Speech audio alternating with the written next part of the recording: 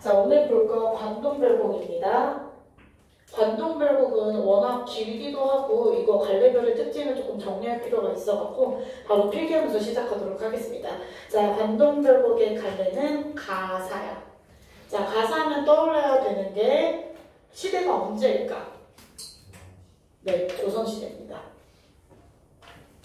조선시대 작품이라고 하는 거 보니까 글자 체계가 뭐로 적혀 있었을까? 한글입니다. 그죠? 그러니까 우리가 지금 공부를 할 수 있다는 걸 먼저 확인하면 될 것 같아. 자, 가사하면은 떠올려야 되는 또 특징인데요. 사음보 연속체라고 이야기를 합니다. 사음보라고 하는 말 자체가 원문적인 성격을 지니고 있다, 실황 같다라고 생각할 수 있어야 돼. 자, 그리고 연속체라고 하는 거는 산문적인 성격을 지니고 있다. 마치 소설처럼 쓰이고 있다라고 생각할 수 있습니다. 그래서 가사라고 하는 거는 길이가 너무너무 길매도 불구하고 그 고전 시가에 속하게 되거든. 그래서 우리는 이거를 온문과 산문의 결합 형태라고 이야기를 하는 문제들도 있고요. 중간 형태다라고 이야기를 하는 경우도 있습니다. 왜 그러는지 원인만 잘 생각하는데 애초에 리듬감이 존재하기는 하지만 길이가 너무너무 길어서 얘는 약간 실황, 소설의 중간 단계인 것 같다라고 이야기를 합니다. 그래서 상대적으로야 교술적인 성격이 있다고도 이야기를 되게 많이 해. 교술적이라는 말 자체는 수필의 특징인데요. 뭔가 가볍게 쓰인 것 같으면서도 가볍지 않다. 이런 느낌으로 너네들이 생각하시면 될 것 같습니다. 자, 그리고 사음보라고 하는 거에서 그냥 끝나는 게 아니라 음수율이 3, 4조, 4, 4조의 음수율을 지니고 있다라고 이야기를 해. 이것도 결국은 리듬감을 덧대주는 특징이라고 생각할 수 있을 것 같아요. 자, 정리를 하면은 얘들아, 사음보랑 3, 4조, 4, 4조라고 이야기를 하는 거, 우리는 이런 거를 합쳐서 외형률이라고 이야기를 해. 눈에 보이는 글자 수 그리고 음보율로 설명을 한다라고 생각하시면 될 것 같습니다.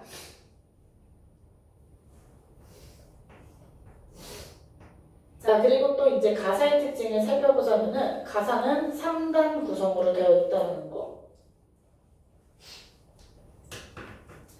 얘들아, 3단 구성이라고 하면은 헷갈리면 안 되는 게 크게 세 가지가 있어. 우리가 3단 구성에서 처음 배우는 거는 향가입니다. 향가는 기, 서, 결 이렇게 구분이 되어 있어. 쌤이 미리 알려주는 이유는 얘가 아니라는 걸 확실하게 알아야 돼. 3단 구성에 나오는 단어들이 나오는 순간 헷갈려. 그러니까 확실하게 가사는 얘네가 아니라는 거 체크해야 돼. 향가는 기, 서, 결. 자, 향가 다음에 나오는 게 시조. 시조의 특징은 초장, 중장, 종장입니다. 이게 시조에 나오는 3단 구성. 그런데 시조 다음에 지금 등장한 가사. 가사라고 하는 거는 서사, 본사, 결사 이렇게 이야기를 합니다. 그래서 이거를 줄이면은 서본결이라고 해도 상관없어. 같은 말이야. 서, 본, 결의 구조를 취하고 있다. 이거 같은 개념입니다. 아시겠나요? 그래서 말했어. 얘네가 나올 가능성은 없지만 시험에 3단 구성이다. 얘를 갖고 있는 거 보니까 라고 하면 틀린 말이야. 3단 구성에만 포커스를 맞추는 게 아니라 우리는 서사, 본사, 결사라고 하는 것까지 암기를 하셔야 됩니다. 왜냐면은 내신이니까 그래. 아시겠나요? 내신에서 얘들아 고전시가에서 나오기 좋은 거는 갈래별 특징이거든. 그러니까 우리는 이거를 먼저 살펴볼 필요가 있다라고 생각하시면 될 것 같아요. 자, 그리고 나서 중요한 거 가사의 유래를 조금만 살펴볼 필요가 있는데 우리나라에서 가사의 최초라고 보는 거는 상춘곡입니다. 어디선가 들어본득해야 돼? 상춘곡이라고 하는 거는 가사의 효시야. 효시라고 하는 것 자체가 얘들아 원작, 그러니까 최초작이라고 생각하면 될 것 같아. 그런데 얘들아 상춘곡의 춘이 뭘까? 봄이잖아. 봄이니까 이거는 자연 예찬의 노래로 시작했구나 라는 거를 체크할 수 있어야 됩니다. 그래서 첫 번째 작품이 아무래도 자연에 대한 노래이다 보니까 두 번째 작품도 어떨까? 자연에 대해서 노래할 수밖에 없겠지? 그게 바로 면앙정가입니다. 이렇게 말하면 일반한 면항정가인데 면항정가가 시험 천지에 나올 가능성이 너무 높아. 왜냐면은 면항정가의 다음에 바통터치를 하는 게 성산별곡이랑 관동별곡이야.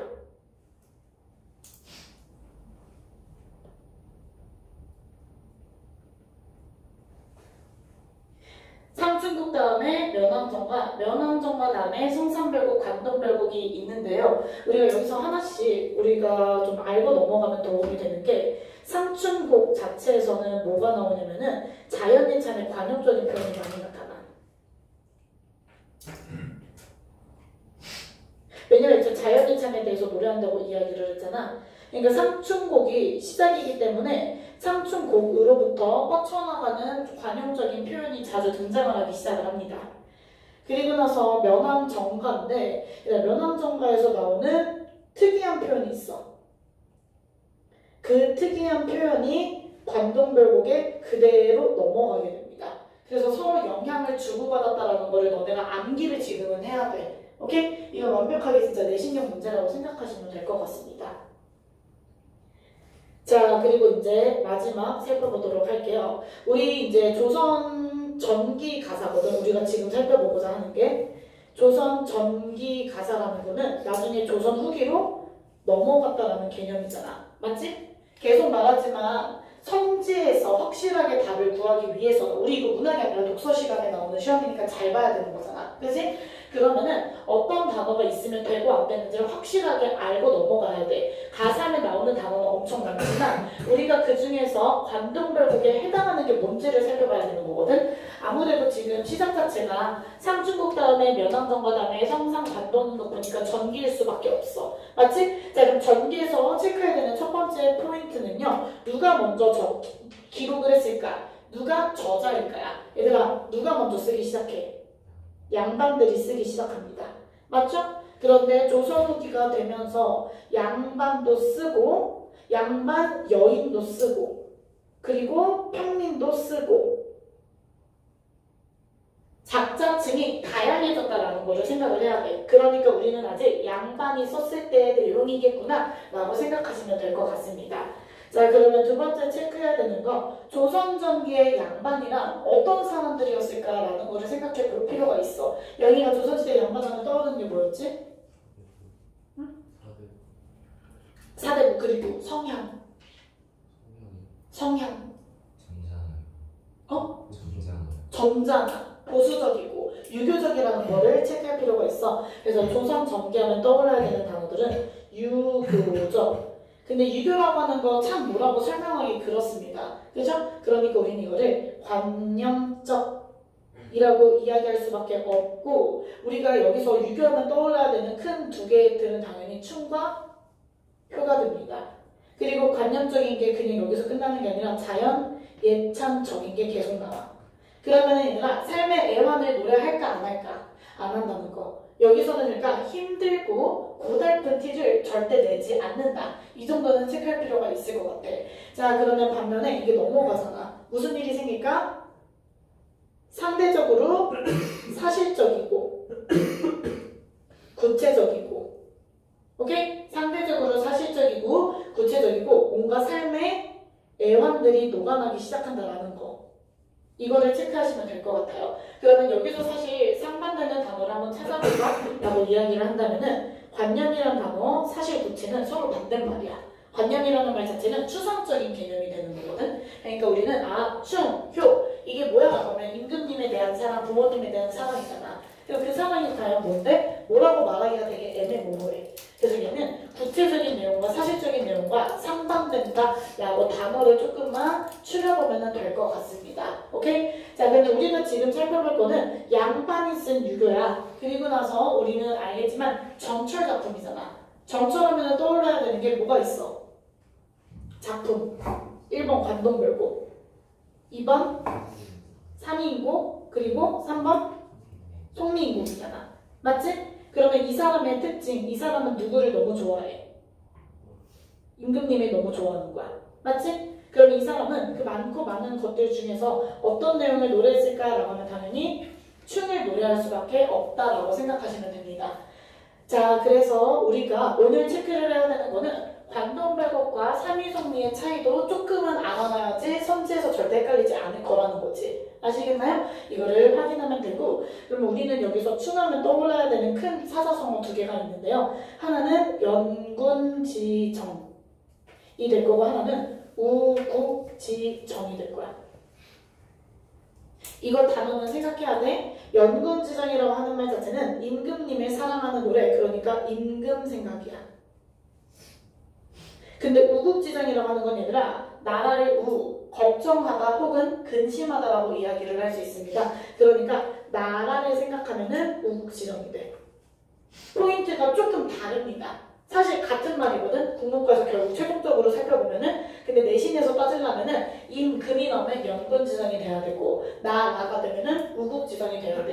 사실 하나를 뭉뚱그려서 살펴볼 수 있다라고 확인할 수 있고요. 자, 그리고 나서 자연예찬하면 떠올라야 되는 단어들. 왜냐면 여기는 알잖아요. 자연예찬과 충이 같이 나오거든. 그럼 자연예찬하면 나와야 되는 게 물아일체가 될 겁니다.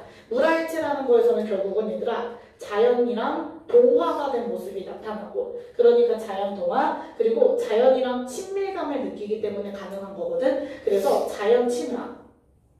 그래서 나 자연이 너무너무 좋은 거잖아. 그게 자연 예찬. 이렇게 네 가지의 단어는 하나로 끌고 넘어가시면 될 것 같아요. 무슨 말인지 이해되셨나요? 이렇게 우리가 나와야 되는 단어들을 조금만 정리하고서 그리고 작품을 보도록 하겠습니다.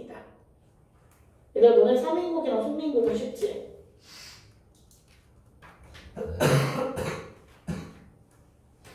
3인국이랑 송민국 하면 떠올려야 되는 거. 승우가 3인국, 송민국. 얘들아, 관동별곡이랑 3인 송민 차이만 좀 정리해보자.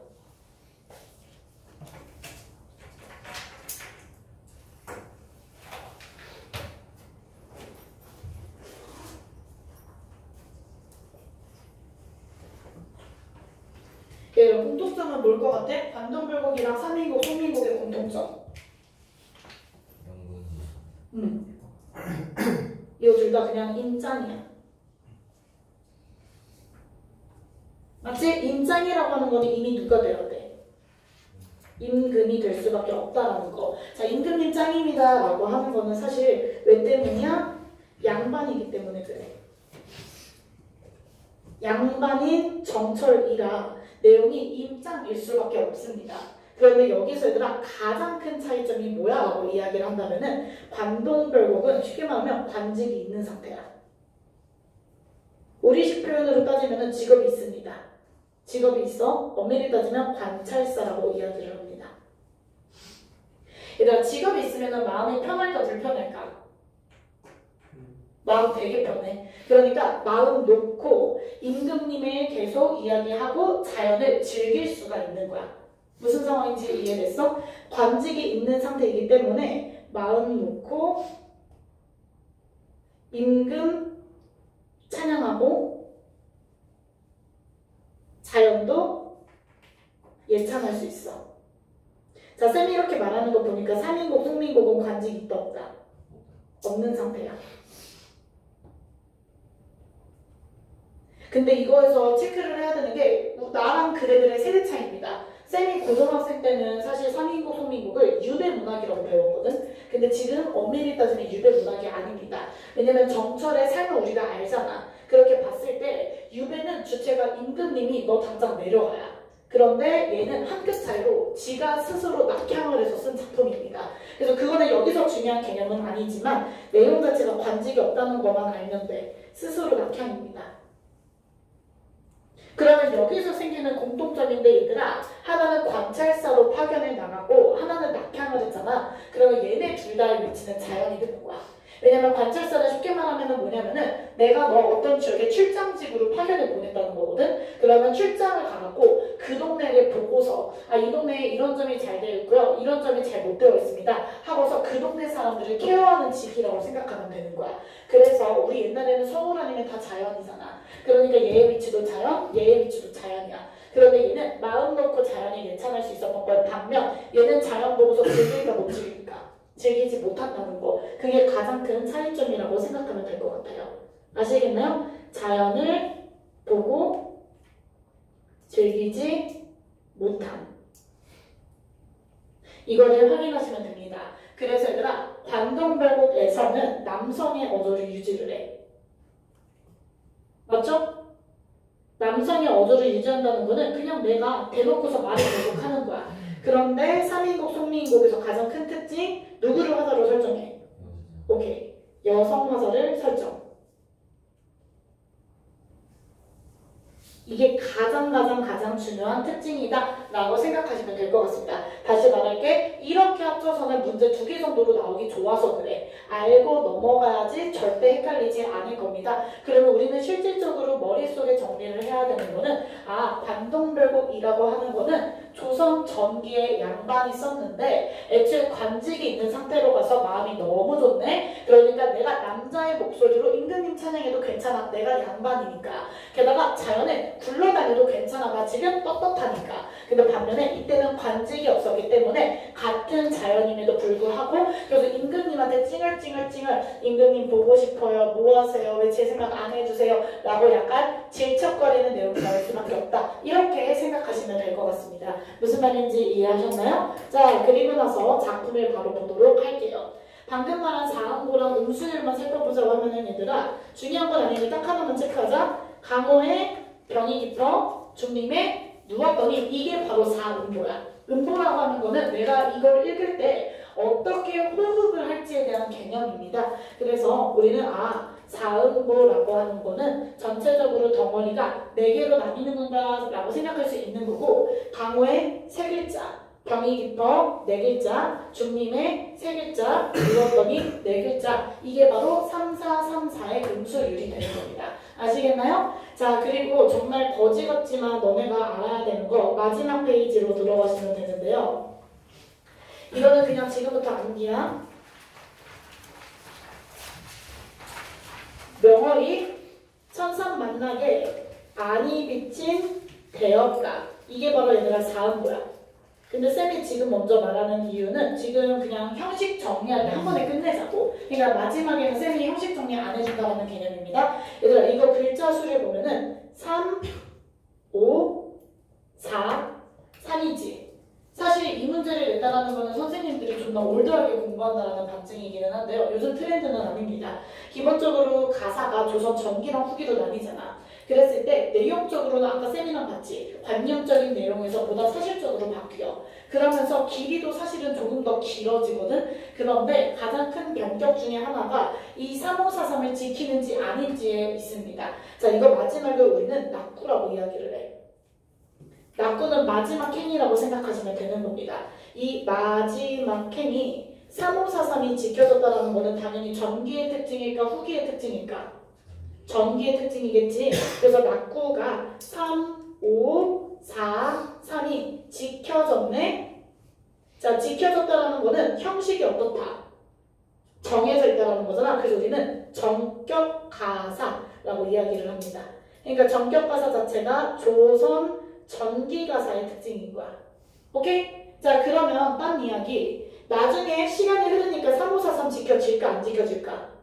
안 지켜지겠지. 그래서 3543이 지켜지지 않은, 지켜지지 않았으니까 형식이 정해지지 않은 거잖아. 변했잖아. 그래서 우리는 그 단어를 변격가사라고 이야기하고, 이거는 조선 후기라고 살펴볼 수 있습니다. 이 단어는 꼭 체크해 두시면 될 것 같아요. 아시겠나요? 그래서 형식이 정해져 있던 게 아무래도 조선 전기에 가까울 거라는 거, 이거 확인하시면 되고요. 여기서 앞에 33, 이거 당연히 다 뭐의 영향일 것 같아?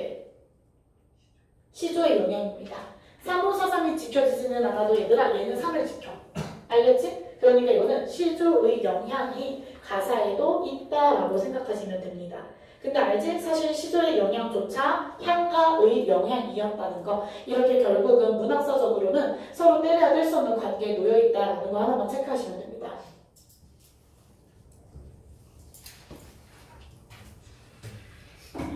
자, 그래서 우리는 이 가사를 정철이 썼기 때문에 양방가사라고 이야기할 수 있는 거고, 그리고 내용 자체가 공간의 이동이 주가 되거든. 그러니까 비행가사라고 얘기할 수 있는 거고, 마지막에 봤다시피 형식이 정해져 있기 때문에 전격가사라고도 이야기할 수 있다는 거 살펴보시면 될 것 같아요. 자, 이제부터 진짜 내용 살펴보도록 하겠습니다. 강호의 병이 깊어서 중림에 누웠다? 얘들아, 그러면 지금 어디에 대한 병이야? 강호는 크게 보면 어딜까? 자연입니다. 맞지? 자연에서 병이 깊었다는 거는 자연이 너무 좋아서 생긴 병인 거야. 우리는 이거를 네 글자로 뭐라 하는지 아는 사람? 천석고황이라고 이야기를 합니다. 천석고황이라는 말 자체가 자연이 너무 좋아 생기는 병. 그러니까 자연이 좋아서 생기는 병은 어떻게 해야지 치료가 될까? 그냥 필기가 안 나와요. 얘들아, 그럼 필기는 다시 나오게 해줄 테니까 자연이 너무 좋으면은 어떻게 해야 돼? 자연에 가야만 돼. 맞지? 자, 똑같아. 상사병은 왜 생기는 병일까? 상사병은 왜 생겨? 사랑하기. 이메일 좋아하는 마음 때문에 생겨. 그러면은 어떻게 해야지 해결이 될까? 만나야지 해결이 되겠지? 자연도 똑같아. 자연이 너무너무 좋아서 생기는 병이면은 자연에 뭐 하면은? 가면은 해결된다라는 거를 확인을 하시면 됩니다.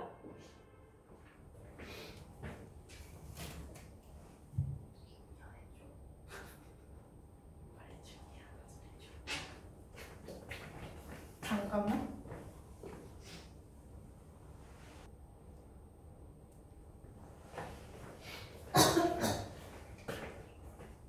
자, 그래서 자연에서 생긴 병이니까 자연에 가야만 나을 수 있다라고 생각하시면 됩니다. 자, 쉽게 말하면은 나 자연에서 살고 싶다고 존나 빽거리면서 벌러덩 자빠져서 누워있다라고 생각하면 돼. 자, 그랬더니 결론이 관동 800리의 방면에 맡겼대. 그럼 얘들 이거는 주체를 파악해야 돼. 누가? 임금이야. 오케이? 임금이 관동 800리의 방면을 맡겼다. 자, 그러니까 이게 아까 전에 쌤이 말한 나 어떤 상태? 관직이 있는 상태라고 확인하시면 되는 거예요. 그랬을 때 관직명이 관찰사인 것뿐이야. 오케이? 그러니까 내 위치가 어디로 바뀌게 돼? 관동으로 바뀌게 되는 거야. 그러면 이 이야기는 자연에서 있고 싶어요 빽! 이러한 건 나 원래 위치가 어디였어야 돼? 한양이었어야 됐지. 맞지? 요즘으로 따지면 서울이야. 그런데 한양에서 어디로 가게 됐어? 관동으로 가게 되었다는 거야. 이게 지금 전제인 거야. 내가 자연에 있고 싶다고 존나 칠렐레 빨렐레 빽거리니까 임금님이 피곤해져갖고 알겠어 그러면 네가 관동으로 꺼지셈 이라고 이야기를 했으니까 지금부터 한양에서 관동 지역으로 넘어가겠구나를 생각하시면 되는 겁니다. 그래서 관동 지역이라고 하는 거는 지금으로 따지면 어느 쪽이야? 강원도 쪽입니다. 맞죠? 강원도 쪽이 엄청나게 좋은 이유는 얘들아 현재는 분단국가이기 때문에 못 가지만 옛날에 쌤 초등학생 때만 해도 금강산에 왔다 갔다 할 수 있게 되었거든? 근데 그 당시에 잘못하고서 민간인 아주머니가 총살당했어. 북한 군인에 의해서. 그래서 이제 금강산에 못 가게 됐는데 금강산이 사실 그 근처에 있는 거잖아. 바로야. 국경 넘자마자 바로 있어. 근데 금강산이 그렇게 이뻤다고 합니다. 그래서 관동지방 하자마자 우리는 산으로는 금강산이 있고 바다로는 뭐가 있다? 동해가 있다라는 것을 먼저 살펴보시면 될 것 같아요. 우리는 학교에서 수업 들었지? 아까 전에 쌤이 자연에 찬 이야기할 거라고 했지. 그러니까 이제 산과 바다가 다 있는 것은 사실 우리나라만의 특징이래. 우리나라가 되게 좋은 이유가 산과 바다가 다 있는 거라고 얘기를 하거든.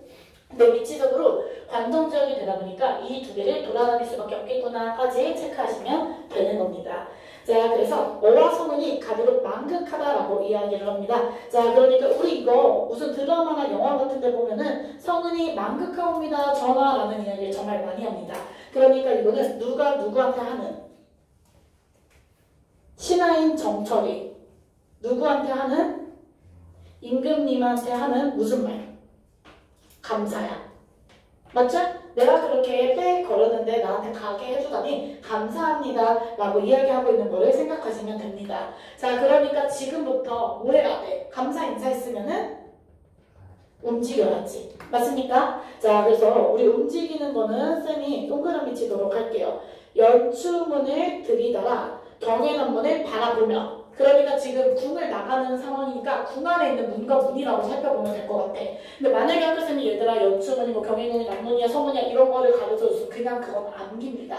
전말을 하시면 되는 거예요. 연추문을 나가면서 경해남문 쪽을 보고서 하직해. 그러면 누구에게? 임금에게 하직하는 거야. 그러니까 얘의 위치가 원래 한양 쪽이었다는 거 다시 생각을 해야지. 그러니까 옥절의 앞에 서 있습니다. 그래서 평구역에 말을 갈아서 흑수로 돌아더니 평구역 쪽으로 말을 타고서 흑수 쪽으로 돌아갔구나. 그랬더니 성강이 어디야? 치악이 여기로구나 라고 이야기를 하고 있습니다. 돌아다니면서 마주하게 되는 강과 산이라고 생각하시면 돼요. 소양강의 내린물이 어디로 든다는 말이니? 라고 하면서 그냥 돌아다니면서 강을 보다가 갑자기 물에 고신거국의 백발이 하도할샤라고 이야기를 하고 있습니다. 얘들아, 신이라고 하는 단어는 암기를 해야 돼. 신이 뭘까? 신한. 그러면 이때 신하는 당연히 누가 돼야 돼?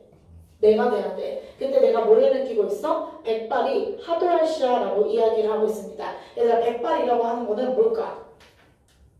흰머리입니다. 흰머리. 우리 흰머리라고 하는 거는 언제 나타날까? 늙었을 때.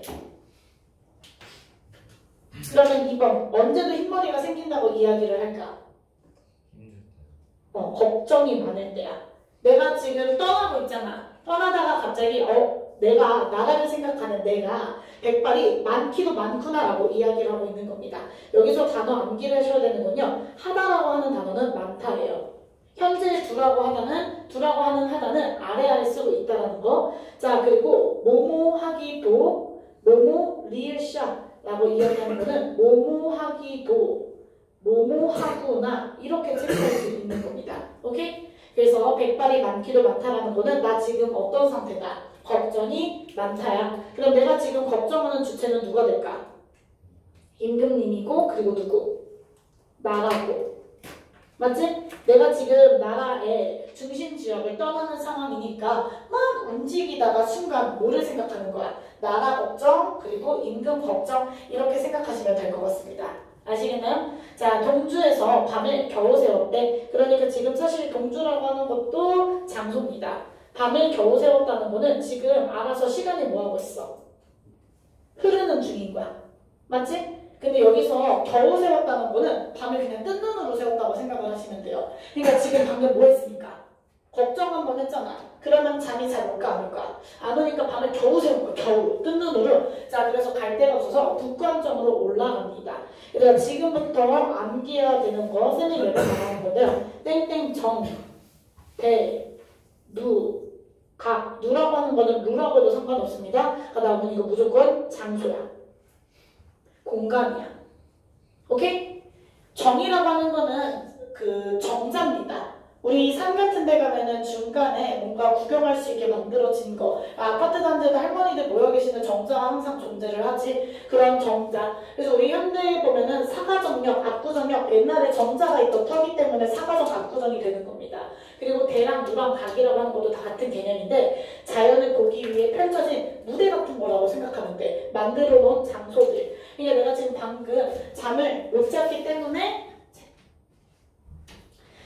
잤기 때문에 북한정에 바로 올라가는 거야. 얘들아, 올라가면 올라갈수록 위치가 높아지잖아. 높으면 높을수록 어떻게 볼 수 있어? 멀리 볼 수 있다는 거 생각을 해야 돼. 그러니까 올라갔다라는 말 자체는 얘들아 높이야. 마치 높이가 올라가게 됐네? 그러니까 누가 보이는 거야? 삼각산 제1봉이 보일 것만 같다라고 이야기를 하는 겁니다. 우리는 삼각산 한강수 이게 나오면 이거 다 궁궐 쪽이라고 생각하시면 돼요. 한양이야. 오케이? 그러니까 내가 방금 신하로서 갑자기 걱정을 했잖아. 그러니까 우리가 나라 걱정하고 임금 걱정하는 거라고 이야기를 했지? 그러니까 밤에 뜬 눈으로 지새웠기 때문에 바로 눈 뜨자마자 엄청 꼭대기로 올라갔어. 내가 방금 걱정하던 주체들이 이 둘이잖아. 나라랑 임금. 그러니까 누구를 보는 거? 삼각산을 보는 거. 이거는 그러니까 신하로서의 자세구나라고 생각하시면 되는 겁니다. 무슨 말인지 이해되셨나요? 그래서 삼각산의 제1봉, 가장 높은 봉우리가 잘하면 볼 수만 있을 것 같아. 내가 임금님에 대해서 걱정을 했는데 좀 그래도 가까운 느낌이야? 라고 생각하시면 될 것 같아요. 자, 다음 봤더니 궁합 대궐들의 오작이 지적인데 그러니까 우리는 여기서 궁합이라고 하는 거는 사실 고려시대 왕이잖아. 맞지?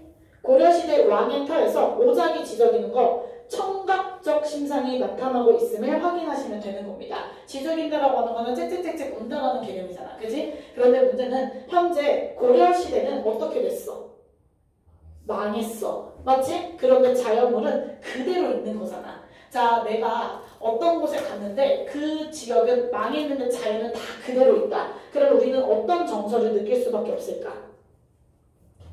인생 무상을 느낄 수밖에 없습니다. 인생 무상, 덧없음, 허무함, 이거를 느낄 수밖에 없다라는 거 하나만 체크하시면 돼요. 그러니까 우리 고려라고 하는 것도 엄청나게 대단한 나라였잖아. 맞지? 근데 그게 지금은 다 망했단 말이야. 그치? 그래서 나라가 망했는데 자연물은 그대로네? 그러니까 내가 생각하는 거야. 그렇게 오랜 기간 동안 흥하고 망하는 거를 과연 알 수 있을까, 알 수 없을까? 라고 하면서 나라 걱정을 막 하는 거지. 자, 일단 여기서 체크해야 되는 사자성어는 나라가 망하고 나서 하는 한탄을 뭐라고 할까? 맥수지탄이 되는 겁니다. 얘들아, 비슷한 시리즈 풍수지탄이 있는데 풍수지탄은 부모가 돌아가시고 생기는 한이야. 그러니까 걔는 절대로 안 돼. 풍수지탄은 절대 안 돼. 여기서는 맥수지탄, 나라가 망함을 한탄한이라고 생각하시면 돼요. 나라가 망함을 한탄하는 이유는 고려시대를 노래했기 때문인 거야. 궁왕이 나왔기 때문에. 근거만 살펴보시면 됩니다. 아시겠나요? 나라가 망함을 한탄, 이렇게 보시면 돼요. 자, 회양의 얘 이름이 마침 같으시고라고 이야기를 했는데 얘라고 하는 거는 옛날입니다. 자, 여기서 우리가 알아야 되는 내용은 그냥 하나야. 회양이라고 하는 거는 지금 장소지, 현 위치. 그런데 옛날 이름이 마침 같다라고 이야기를 했잖아. 하나는 그냥 중국의 위치라고 생각하시면 됩니다. 우리가 옛날 사람들은 사대주의였기 때문에 가장 좋다라고 표현하려면 여기가 마치 어디처럼 느껴져야 돼? 중국처럼. 요즘에는 중국이라고 하면 별로 좋은 이미지가 있지는 않아. 그렇지? 근데 옛날에는 중국이 최고입니다. 완전 최고. 사대주의 입장으로서. 그래서 회양이라고 하는 중국이 있었는데 그곳이 되게 좋았대. 그러니까 마침 여기가 중국의 회양이랑 이름이 같네? 라고 하면서 지금부터 어디 생각을 해야 되는 거야? 중국의 회양 생각을 해야 되는 거야. 그랬더니 뒤에서 뭐라고 이야기했어? 급장리의 풍채를 고추 암이 볼까? 라고 이야기를 했잖아. 그래서 고추라는 단어는 고전 시가에 너무너무 자주 나오니까 암기 한 번만 할게요. 다시라고 하면 개념입니다. 그럼 잘 봐. 여기에 이름이 마침 중국의 회양이랑 이름이 같네? 그러면은 급장리의 풍채를 다시 볼 수 있겠다. 야. 그러니까 급장리라고 하는 사람은 어디 속 사람일까? 그거지. 중국 회양의 사람인 거야. 근데 쌤이 매번 말했잖아. 이렇게 나오는 사람은 엄청 유명한 사람이라고. 맞지? 그러면 좋아야 돼? 싫어야 돼? 좋아야 되는 거야. 그래서 이 사람은 실제 뭐를 했냐면 선정을 베푼 사람으로 엄청 유명합니다. 중국의 회양에서 선정을 베풀기로 유명한 사람. 자, 그러면 여기서 암기해야 되는 단어 선정입니다. 선정이라고 하는 거는 올바른 정치 라고 생각하면 돼. 얘들아, 올바른 정치는 누구를 위한 걸까? 백성을 위한 거잖아. 그래서 애민 정신이 드러나는 겁니다. 아시겠나요? 백성을 위한 거니까 내가 백성들을 사랑하는 마음. 우국지정도 들어갈 수는 있겠지만 포인트만 놓고 본다면 애민 정신이 더 강할 수밖에 없다는 거야. 이해됐어? 그래서 마침 여기가 회양인데 여기는 중국의 회양이랑 이름이 똑같네? 그러니까 급장류가 다시 돌아와도 이상할 게 없어. 그 이야기는 내가 마치 누구처럼 하겠다. 급장류처럼 하겠다. 근데 급장류는 뭐로 유명하다고? 선정을 베푼 사람으로 유명하네? 그러니까 내가 뭐를 하겠다? 선정을 베풀겠다라고 하는 의지를 끌고 가시면 되는 겁니다. 아시겠나요? 그래서 국어는 문학이잖아. 앞뒤의 맥락을 통해서 살펴볼 필요가 있다는 거. 자, 그리고 나서 도착을 했습니다. 자, 봤더니 영준이 무사하고 시절이 3월이래. 얘들아, 여기서 사실 이게 되게 중요한 포인트거든. 중요한 이유는 하나야. 영준이라고 하는 거는 방금 나 그 동네 가서 관찰하고 오라고 얘기를 했잖아. 맞지? 근데 그 동네 무사. 얘들아, 무사가 무슨 뜻이야? 일이 없다야. 일이 없다는 거는 지금 영준이 사건 사고 있다 없다? 없다. 그러면 나는 관찰사를 하러 갔는데 내가 정말로 관찰사처럼 할 만한 일이 있는 거야 없는 거야? 없는 상태잖아. 맞지? 일이 없으면 뭐 해도 돼? 놀아도 돼 얘들아. 그죠? 자, 게다가 지금 시절이 3월이래. 얘들아, 3월은 무조건 언제야? 봄이야. 봄에는 뭐 해야 돼? 놀아야 해야. 맞지? 그래서 이 문장 자체는 그러니까 시험에 나올 만큼 좋은 포인트가 아니라 우리한테는 되게 좋은 각인의 포인트가 돼야 되는데요. 그 이유, 내가 도착했는데 그 지역에 요즘에 사건 사고도 하나도 평화로운 곳이네. 게다가 시절이 3월이네. 자, 그러니까 여기서는 내가 자연에서 굴러도 되는 단위수선이 되는 거야. 이거는 너네들한테 이해하라고 쓰는 워딩입니다. 아시겠나요? 내가 지금 직책이 있었기 때문에 내일을 안 하면서 놀면 그건 미친놈이야. 그치? 그러니까 단위적으로 야 내가 도착했는데 할 일이 없더라. 야 너무 잘 돼 있더라. 야 볼 것도 없더라. 그런데 날이 지금 좋잖아. 그래서 나는 놀아야 돼. 놀아도 되는 상황인데 놀아야 하는 상황이니까 놀아야지 뭐 라고 이야기를 해서 내가 지금부터 자연을 굴러다녀도 아무도 나한테 욕을 할 수 있을까 없을까? 없을 거라는 거를 보여주는 포인트라고 생각하시면 되는 거예요. 이해하셨나요? 자, 그래서 다음 봤더니 화천의 시내길이 풍악으로 뻗어있다라고 이야기를 했습니다. 그러니까 지금 바라보는 게 자연의 모습이잖아. 화천, 꽃이랑 냇가, 그지? 쫙 펼쳐져 있는 길, 자연의 모습인데 시험에 나오기 좋은 포인트는 풍악입니다. 있잖아 얘들아, 금강산이 어느 정도로 예쁘다고 이야기를 하냐면은 봄, 여름, 가을, 겨울마다 이름이 다 달라. 그래서 막 금강산, 동래산, 풍악산, 그리고 개굴산이라고 이야기를 하거든요. 그런데 현재의 계절은 언제야? 봄이지. 이거는 어렵게 나오면 꼭 체크를 해야 돼. 그런데 풍악산이라는 단어는 얘들아 가을 명칭이야. 그럼 이거 마이크에 안 돼. 안 되잖아. 그럼 이거를 왜 썼는지를 고민을 해볼 필요가 있습니다. 현재는 봄인데 가을의 이름을 썼다라는 거는 봄인데도 가을의 모습까지 보이는 것 같다야. 이해돼? 그러면 그만큼 여기 어떻다? 오케이. 그만큼 예쁘다. 그만큼 좋다. 사실은 그만큼 개쩐다가 돼야 되는 거야. 이해돼? 봄인데도 가을의 모습까지 보일 정도로 여기 진짜 어마무시하다. 너무 좋다 라고 이야기를 하고 있는 겁니다. 그래서 이거는 사실 조금 어렵게 나오려면 나오기 되게 좋은 포인트야. 놓치기가 좋아. 아시겠나요? 그러니까 계절이 서로 잘못됐구나 라는 거는 의도적인 장치로서 끌고 가시면 되는 겁니다. 시험에 이렇게 하겠지. 뭔가 보기에다가 봄, 여름, 가을, 겨울마다 이름이 빵빵빵빵 있다라고 이야기를 한 다음에 야 근데 여보 지금 가을 나온 거 보니까 여기다 하면은 돼 안 돼? 안 되는 거야. 이거 모두 작가의 의도인 겁니다. 아시겠나요? 자, 다음 봤더니 행장을 다 떨치고 석등에 막대를 짚었어. 얘들아, 행장이라고 하는 거는 어딘가를 돌아다닐 때의 팁이라고 생각하면 돼. 쉽게 말하면 여행 갈 때의 복장 여행지에 도착해서의 복장은 어때져야 돼? 달라져야 돼. 우리 요즘이랑은 좀 안 맞기는 한데 예를 들어서 비행기를 타고 갈 거야. 그러면은 나 같은 경우는 엄청 예쁘게 입고 가서 사진을 막 찍고 비행기 타기 전에 확 갈아입고서 비행기를 탑니다. 그치? 근데 이 당시는 얘들아 무조건 산과 강을 다 건너야 되는 시절이니까 엄청 빡세게 입고 갔을 거야. 근데 이제는 더 이상 그렇게 하드하게 움직일 일이 없잖아. 그러니까 입었던 옷차림을 다 떨쳤다는 거. 그래서 행장을 떨치면 무슨 일이 되냐면 간소한 차림새로 바뀌어. 무슨 말인지 이해돼 얘들아? 빡센 등산화에서 그냥 가벼운 운동화 정도로 바뀌었다. 이렇게 생각하시면 됩니다. 그리고 석등에 막대를 짚었는데 얘들아 막대라고 하는 말 자체는 왜냐면 많이 걸어야 돼서 그래. 많이 걸어야 함. 그러면 여기서는 쌤 방금 행장 떨쳤잖아요. 그런데 왜 많이 걸어야 돼요? 라고 궁금해야 되는데 그 이유가 뭐 때문이야? 자연을 즐기기 위해서야. 무슨 말인지 이해되셨나요? 그래서 다시 이야기를 할게. 개빡세게 오는 여정은 끝났기 때문에 여행 채비는 다 벗어 던지고 지금부터는 막대를 짚고 자연을 많이 걸어다니겠구나 라고 생각하시면 되는 겁니다. 무슨 말인지 이해되셨나요? 자, 그리고 나서 내가 백천동을 곁에 두고 만폭동에 들어가니 라고 이야기를 했잖아. 그러니까 이제부터 다시 공간들이 막 움직이기 시작하는 거야. 자, 백천동, 만폭동이라고 하는 것들 그냥 다 폭포입니다.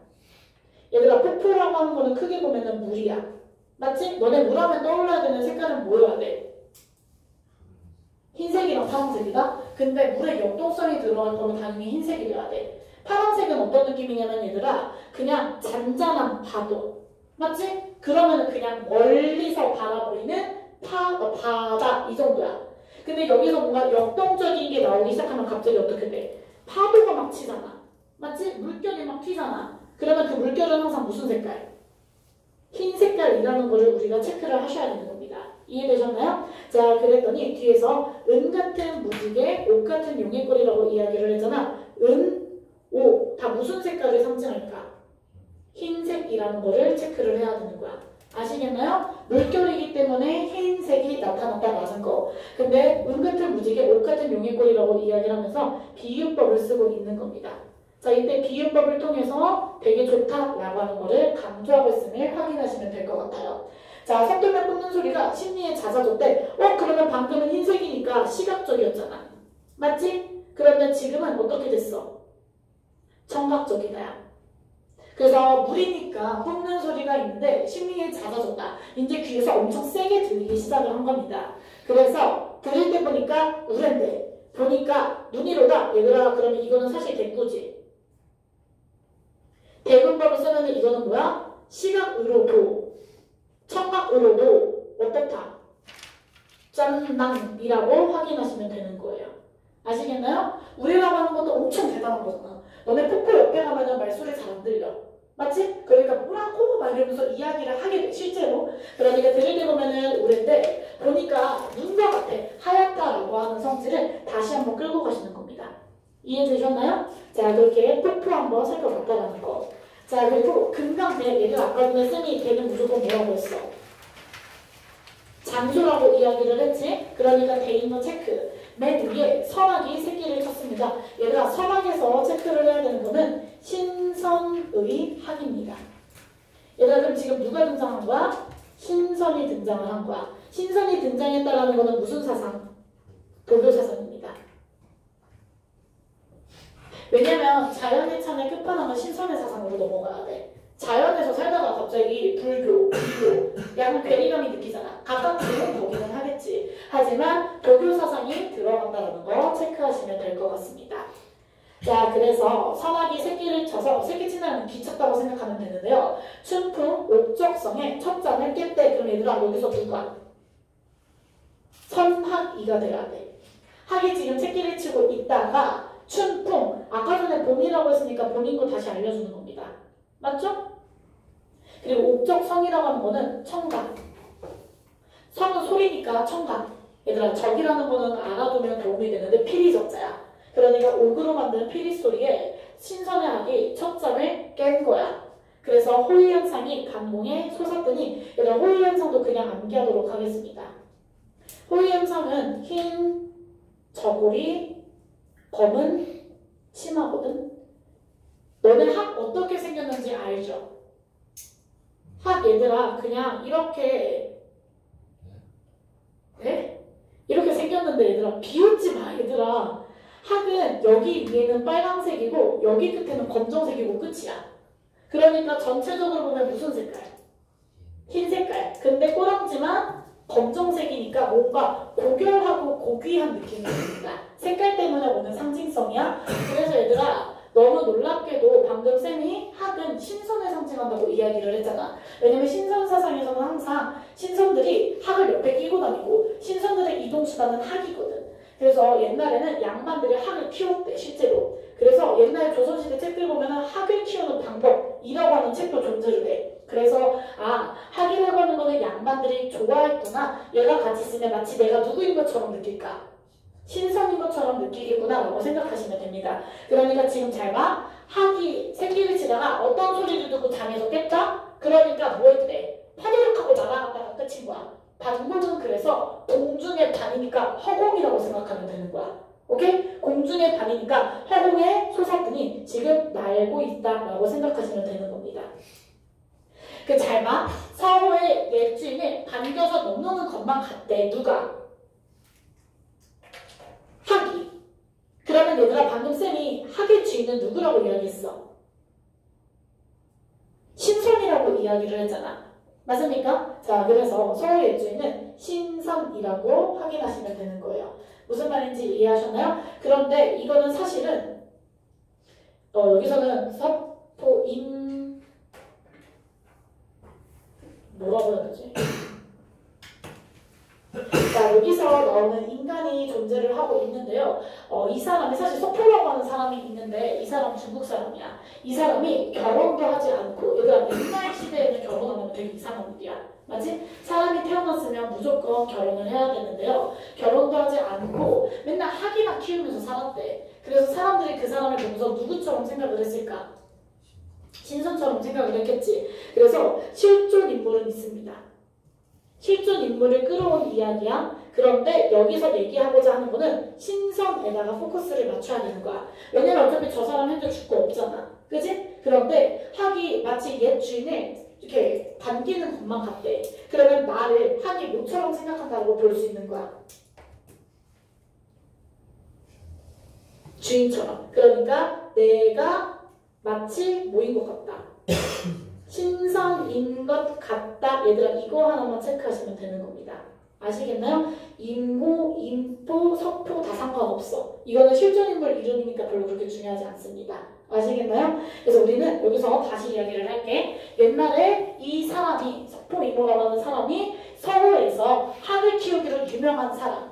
그러니까 학이 나를 보고 지금 반긴다고 내가 느꼈잖아. 그러니까 내가 너 옛주인인 줄 알아? 근데 이 사람이 학을 키웠기 때문에 사실 내용의 끝은 사람들에게 신선처럼 여겨진 사람이야. 그러니까 너 지금 내가 신선이라고 생각하는 거야? 라고 이야기를 하고 있는 겁니다. 그거는 완벽하게 자연을 즐기고 있는 모습이라고 생각하시면 될 것 같아요. 자, 소양로, 대양로를 눈알에서 굽어보고, 그러니까 지금 보고 있는 것들이야. 전향사 진할대에서 다시 올라서 앉았대. 그러니까 정향사는 절이니까 체크, 진할대는 대니까 체크, 공간을 계속 움직이고 있구나라는 거 생각하시면 됩니다. 그런데 여기서 중요한 거, 여산의 진면목이 여기에서 다 보이는구나 라고 이야기를 하고 있어. 그러면 우리는 이거를 체크를 꼭 하셔야죠. 여기에서 여산의 모습이 보이는 것만 같대. 그러면 여기서 너네가 체크를 해야 되는 첫 번째는 여기는 여산이 아니다.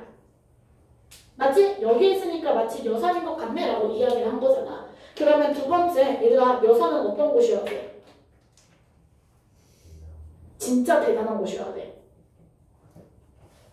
무슨 말인지 이해돼? 예를 들어서 얘들아, 여기에 일본 라면집 생길 때 가자 했더니 민석이랑 쌤이랑 밥 먹고 민석이가 얘기하는 거, 쌤, 일본인 줄 알았어요. 그만큼 거기가 어땠다? 쩐다라는 개념이잖아. 그러니까 우리는 이 문장 내에서 여산의 진면목이 여기에서 보이는 것만 같다니까 여기는 여산이 아니다. 근데 여산의 모습이 보이는 것만 같다라는 거는 그만큼 여산이 개쩌는 곳이어야 되잖아. 근데 우리는 아까 말했어. 우리는 사대주의잖아. 맞습니까? 그러면은 여산은 어디에 산이어야 될까? 중국의 산인 거죠. 있잖아. 아무리 금강산이 대단해도 중국의 산이랑 비교할 수 있을까 없을까? 미안한데 내가 봤을 때는 없다야. 중국에 산을 가본 적은 없거든? 근데 느낌이 중국 자체는 너무 빵대기 자체가 너무 커. 우리나라랑 비교를 했을 때. 그러니까 중국에서 유명한 산, 정말 미안하지만 국문과고 한국을 사랑하지만 비비지 못할 거라는 생각이 듭니다. 그런데 여기에서는 내가 여산의 진면목이 여기서 다 보이는 것만 같은데? 라고 이야기를 했기 때문에 우리나라에 대한 뭐가 있는 거야? 자부심이 늘어나는 거야. 진짜 금강산 개오진다, 개쩐다 라고 하는 자부심, 이거를 체크하시면 되는 거예요. 아시겠나요? 자, 그랬더니 여기서 체크해야 되는 거, 어와 조화옹이 헌사도 헌살샤라고 이야기를 합니다. 이게 바로 쌤이 아까 전에 말한 상충국부터 나타나는 자연예찬의 관용적인 표현인 거야. 얘들아, 자연예찬의 관용적 표현이라는 말 자체가 그냥 습관적으로 사용한다라고 얘기를 할 수 있는 거여서요. 조화옹이라고 하는 거는 조물주입니다. 자, 헌사하다라고 하는 단어는 야단스럽다야. 그리고 아까 전에 쌤이 모모하기도 모모하다라고 하는 거 체크해줬잖아. 모모도 모모 리을샤. 그러니까 조물주가 야단스럽기도 야단스럽구나 라고 이야기를 했는데요. 조물주는 이 세상을 만든 사람이잖아. 세상을 만들 때 지를 몇 명 들면서 만들어야지 다채로워져. 맞지? 귀차니즘이 쩌는 사람이 세상을 만들면 세상에는 백과 흑밖에 없을 거라고. 맞죠? 그런데 지를 몇 명을 들면서 만들었기 때문에 자연이 엄청 쩐다 라고 생각을 하는 겁니다. 아시겠나요? 자, 그리고 중요한 거, 날거든 뛰지 말고 섰거든 솟지 말고 라고 이야기하는 거, 이거 체크. 자, 날거든 뛰지 말고 섰거든 솟지 말라. 있습니다. 이거는 얘들아 우리 그냥 암기할게요. 면함정가의 구절을 차용한 겁니다. 사실 면함정가를 그래서 갖고 와서 한 번에 보여주려고 생각했는데 중요하진 않은 것 같고 느낌이야. 이 말 자체는 야 날 거면 너 뛰지 말고 서 있을 거면 속지나 말든가 라는 거는 얘는 뭐하고 날고 뭐하고 뛰고 뭐하고 섰고 뭐하고 솟고 다 갖춰서야 모든 박자를. 근데 뭐 할 거면 뭐 하지 말고 뭐 할 거면 뭐 하지 말지 이 문장 자체가 면함정가에서 최초로 등장합니다. 그래서 이거는 아까 전에 쌤이 상충국 다음에 면함정가 나왔다고 했지. 면함정가 다음에 성선별고 관정별고 나왔다고 했지. 그때 면함정가의 영향을 받은 부분이 되는 겁니다. 그러니까 이거는 되게 어려울 수밖에 없고 알아야만 풀 수 있는 내용인 거야. 뭔 말인지 이해됐어? 그런데 여기서 체크를 해야 되는 거는 금강산의 다채로운 면모야. 오케이? 금강산의 다채로운 면모. 야 금강산 진짜 오진다 지린다 진짜 개쩐다 이거를 보여주기 위해 쓰이는 구절 이렇게 생각하시면 되는 거예요. 아시겠나요? 자 그래서 부을 꽂은 것만 같고 배곡을 묶은 것만 같고 그러니까 그만큼 예쁘다. 듣듯 얘들아 듣듯이면 사실 뭐로 쓰이고 있는 거야. 오케이 지금 그리고 열거 뭐뭐한 듯 뭐뭐한 듯 뭐뭐한 듯 그러면 비유와 열거를 통해서 너무너무 좋다라고 이야기를 하고 있는 겁니다. 자 그때 부용을 꽂았다 연꽃을 꽂은 것만 같다. 옛날에 연꽃 되게 긍정적인 거죠. 배곡을 묶어놓은 것만 같다. 그리고 동면 해를 이렇게 박차고 나오는 것만 같다. 북극을 베고 있는 것만 같다라고 이야기를 해서 우리는 이 구간에서 자주 나오는 게 역동적인 모습과 정적인 모습이 둘 다 있는 금강산인 거야. 왜냐면 얘들아 움직이고 멈추고 다 있어. 맞지? 날고 뛰고는 애초에 역동성이야. 그런데 솟고 솟으면 멈춰있는 상태잖아. 맞지? 그러니까 역동적이고 정적인 모습이 모두 있다는 거. 부양을 꺾고 배곡을 묶은 거는 정적인 상태야. 이미 꽂혀있는 거니까. 그런데 동작을 박차는 거. 얘들아 자리를 박차려면 팡 차고 일어나야 되잖아. 그러니까 역동적인 모습, 역동적이랑 정적인 모습이 모두 있다는 것은 역시나 금강산의 다채로운 모습이 되는 거예요. 정말 너무 예쁘다, 정말 너무 쩐다 라고 이야기를 하고 있는 상황인 겁니다. 무슨 말인지 이해되셨나요? 그러니까 이거를 모두 다 갖고 있다 라고 생각하시면 돼요. 자 그래서 말하기를 높구나 망부대야, 외롭구나 혈망궁아 라고 하면서 지금 또 대꾸가 나오고 있어. 그러면 망부대의 속성은 높은 속성, 혈망궁의 속성은 외로움이야. 그리고 얘들아 봉이라고 하는 거는 당연히 뭐야? 봉우리입니다. 산에서 계속 산봉우리를 보고 있는 상태. 근데 얘들아 여기서 외롭다가 고독으로 끌고 가면 된다 안 된다? 절대 안 된다. 여기서 말하는 외로움이라고 하는 거는 그냥 혼자 있는 그냥 그 상태라고 생각하시면 돼요. 그러니까 걔한테 물어보는 거야. 너 하늘을 추밀어서 무슨 일을 사보려고 천만겁이 지나도록 굽힐 줄을 모르니? 라고 질문을 하고 있는 겁니다. 이거는 우리가 산이 어떻게 생겼을까를 보면은 얘들아 이렇게 뾰족뾰족 생겼잖아. 맞지? 그 중에 가장 높은 봉우리 얘는 어디에 가까워? 하늘에 가깝잖아. 맞지? 그러니까 말하는 거야. 너 도대체 하늘한테 다가가서 어떤 얘기를 하고 싶길래 천만겁이라는 거는 그만큼 오랜 기간이야. 그만큼 오랜 기간 동안 굽히지 않았니? 라고 이야기를 하는 거. 얘들아 굽히지 않는 모습에서 우리는 뭘 찾을 수 있는 거야? 지조랑 절인 거야. 왜? 절대 바뀌지 않는 모습인 거니까. 맞습니까? 그러니까 너를 보면 또 누구를 생각해야 돼? 나도 저렇게 살아야 되겠다라고 얘기하면서 우국지정으로 끌고 갈 수 있는 겁니다. 이해하셨나요? 자, 너구나. 너 같은 네가 또 있을까? 라고 이야기를 하면서 긍정적으로 예찬하고 있음이라고 생각하시면 됩니다. 자, 그리고 나서 다시 움직이는 거야. 계신대로 갔으니까. 그죠? 계신대에 고쳐니까 다시 또 다시입니다. 다시 올라가서 중량성을 바라보며, 그러니까 지금 중량성을 바라보는 상태야. 관찰적인 상황입니다. 자, 12,000봉을 넉넉히 혀여하니. 자, 혀나라는 거는 세다야. 그리고 얘들아 너네 그 노래 알아? 금강산 찾아가서 12,000봉? 이라는 노래가 있습니다. 12,000봉이라고 하는 거는 그냥 금강산이라고 생각하시면 될 것 같아요. 12,000봉이 보이는 맛이 대단하다라고 생각하시면 될 것 같습니다. 자 그래서 세어보니까 봉마다 맺혀있고 끝마다 서린 기운. 자 지금 이 기운은 봉우리, 금강산 봉우리는 기운이잖아. 그랬더니 여기서 또 똑같이 나와. 뭐래? 말 거는 좋지 말고 좋을 거는 말지 말거나. 그러니까 얘는 뭐야? 맑고 좋고 맑고 모든 거를 갖추고 있다라고 이야기를 하고 있는 겁니다. 자, 근데 우리가 체크해야 되는 단어 좋다는 뭐다? 깨끗하다는 거다. 그러니까 저 기운이 맑고 깨끗하고 맑고 라고 이야기를 하고 있는 겁니다. 오케이? 자, 그러면 이거는 학교생들마다 약간의 해석이 달라진다? 어떤 누군가는 좋다 한 번이었기 때문에 연쇄라고 보는 경우가 있어. 그런데 어떤 누군가는 반복의 변수라고 봐. 뒤집었잖아. 맞지? 이거는 학교생의 입장을 따라야지 내가 뭐라고 말 못해줍니다. 이거는 입장 차이야. 말을 해주셨다면 보면 되고, 만약에 시험에 나왔다? 그러면 가장 적절하게 아는 거를 골라야 돼. 사실은 이렇게 한 줄 정도 나면 연쇄보다는 반복과 변수를 끌고 가는 경향이 짙은데, 사실 연쇄로 봤다고 뭔가 문제가 되는 거는 없어. 하지만 표현상의 특징으로서 해석에 논의가 있다는 거는 확인할 수 있습니다. 자, 방금 저 기온 흩어내서 그러면 이 기운은 어떤 속성을 갖고 있는 기운이야? 맑고 깨끗한 속성을 갖고 있는 애야. 맞죠? 자, 그거 갖고서 인걸을 만들고 싶대. 얘들아, 인걸이라고 하는 거는 인재잖아. 맞지? 인재는 누구를 위한 거? 나라를 위한 존재잖아. 맞습니까? 그러면 나 지금 누구 생각하고 있어? 그러니까 우국지정이 되는 거야. 왜 여기서 우국지정인지를 너네들이 찾아내야 돼. 이해하셨나요? 그러면 잘 봐. 방금 내가 봉우리를 보면서 지도절기를 생각했잖아. 맞지? 그러니까 그거를 누구도 할 수 있을 거라고 해. 나도 할 수 있을 거라고 생각을 하잖아. 그러니까 바로 무슨 생각을 하는 거야? 나라에 대한 생각. 이게 바로 넘어가는 겁니다. 그러니까 여기서 생각을 해야 되는 거는 얘들아, 관찰사로서 갔는데 할 일이 없어서 자연을 굴러다니고는 있어. 근데 자연을 굴러다니다가도 중간중간 뭐하는 모습을 보이는 거야?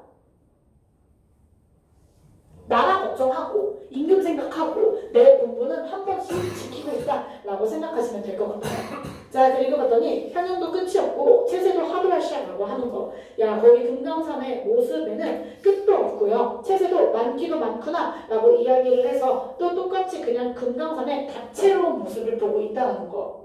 천지가 삼기실제, 얘들아 삼기실제는 외워야 돼. 삼기다는 생기다. 쟤는 무조건 빼. 3인국에서 나오기 때문에 암기하셨어야 됩니다. 하늘이랑 땅이 만들어질 때 자연이 되겠는데 이제 와서 보니까 유정도 유정하시라고 하는 거는 자연과 반대인 거야. 자연이라고 하는 말 자체는 자연스럽게다. 맞지? 아니 천지가는 자연스럽게 만들어진 줄 알았는데 지금 와서 보니까 다 뭐야? 뜻이 있었구나 라고 이야기를 하는 거야. 여기서 유정은 뜻이 있다입니다. 그 이야기는 무슨 뜻? 너무 좋다야. 너가 다 계획이 있었구나. 너 이거 다 이렇게 될 줄 알고 얘기했구나 라고 생각하시면 되는 거예요. 무슨 말인지 이해되셨나요? 자, 그렇게 비로봉 상상도에 올라갑니다. 요번에 제일 꼭대기에 올라갔다요? 근데 그 누십니까? 동산 태산이 어디가 높습니까? 노국이 좁은 줄도 우리는 모르는데요. 넓거나 넓은 천하를 어찌하여 적다고 이야기를 하십니까? 라고 이야기를 하고 있습니다. 자, 그래서 이거에서 찾아야 되는 거는 사실은 이거는 맹자의 수록이 되어 있어. 맹자의. 그런데 누구의 말이냐면 공자의 말이야. 맹자에 수록됐다는 학교쌤이 말해줬으면 보시고요. 아니면 넘어가도 돼. 왜냐면 중요한 거는 공자의 말이거든. 그러니까 공자는 그 동양 철학에서 가장 어떤 사람일까? 대단한 사람이야. 맞지? 자, 근데 그 사람이 말하는 거야. 노국도 좁고 이 세상이 너무너무 좁다 라고 이야기를 해서 공자의 말을 사자성어로 호연지기라고 이야기를 합니다. 호연지기라는 말 자체는 넓고 큰 기계다 라고 생각하시면 돼요. 호연지기, 넓고 큰 기계. 자, 그러니까 이 사람이 말한 거야. 넓고 넓은 천하가 너무 작다. 이 세상이 너무 좁아 라고 이야기를 했대. 근데 내 처지는 뭐야? 나는 노국이 좁은지도 모르는 사람이고 하시오야. 오케이? 얘들아, 노국은 당연히 어느 나라 땅일까? 중국 땅이잖아. 얘들아, 한국 입장에서 중국은 엄청 어때? 엄청 커. 엄청 커. 맞지? 그러니까 우리는 중국의 것이 큰지 작은지 알 수 있다 없다? 없다지. 그러니까 여기서 체크를 해야 되는 거는 여기서 나는 당연히 정철이야. 중국 땅도 어떻게 느껴? 크다고 느껴. 그러니까 여기서 말하는 게 뭐야? 너와 저 지리를 어찌하면 할까? 나는 공자의 뜻을 따를 수 있다 없다? 따를 수 없다야. 이 이야기가 중요한 이유는 얘들아 포기 방언이야. 나는 애초에 공자를 따라갈 자질가 안 된다. 난 그럴 자질이 없어. 나는 애초에 안 돼. 지지를 친 거야. 그러니까 결론이 뭔 줄 알아? 오르지 못하는데 내려가는 게 고의하냐? 라고 이야기하면서 서리법이죠. 이 이야기는 뭐 하겠다? 포기했으니까 그냥 내려갈래야. 얘들아 이렇게 그냥 내려갈래라고 해버리면은 누가 더 대단해지냐면 공자가 더 대단해지는 겁니다. 그치? 공자가 한 거를 나는 지지치고 내려갔다는 거야. 맞지? 그러니까 공자는 이 세상이 너무너무 작다라고 이야기했는데 나는 네 뜻 따를 수 없어. 나는 부족하다. 너보다. 그러니까 나는 내려갈게. 포기할게. 라고 이야기를 하는 겁니다. 오케이? 자, 원통을 가는 길로 사자봉을 찾아갑니다. 자, 본인이니까 또 동굴이 체크. 그랬더니 그 앞에 있는 너러바웨가 활용소가 되었구나. 얘들아 이때 너네가 쉐라라고 하는 거는 그냥 암기할게요. 그냥 쉐라라고 하는 거는 용어하는 군화여서 영탄적인 어조라고 살펴볼 수 있습니다. 자, 너러바웨라고 하는 거는 바위야. 그리고 우리 세조과제 훈민정음 무조건 다 배웠거든. 그러니까 알아야 되는 거는 화, 룡, 소 더하기 2로 끌고 가셔야 됩니다. 그리고 외워야 되는 거, 소 진짜 자주 나오거든. 소는 연못이야. 물가라고 생각하면 돼. 자, 얘들아, 이라고 하는 건 너네 알아야 되잖아. 이는 뭐야? 주격조사야. 그러니까 바위가 연못이 되었구나 라고 생각하시면 되는 겁니다. 그냥 장소야. 자, 그랬더니 결국은 연못이니까 물이잖아. 맞지? 그래서 지금 뭐로 비유하고 있어? 노룡으로 비유하고 있다는 거. 그러면 여기서 상식 하나 끌고 가면은 물, 강, 바다 이런 거 상관없어. 물은 보통 어디에 비유가 많이 되냐면은 용, 고래 등의 비유가 많이 됩니다.